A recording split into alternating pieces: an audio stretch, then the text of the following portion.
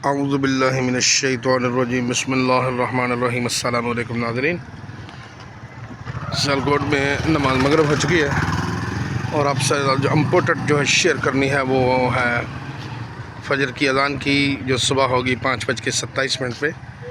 कल सुबह जो सियालकोट में अज़ान फजर होगी वो होगी 5:27 पे।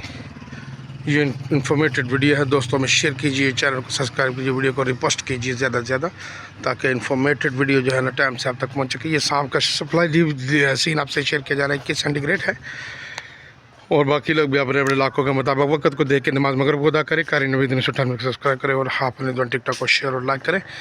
मिलते हैं नई वीडियो के साथ। अस्सलाम वालेकुम।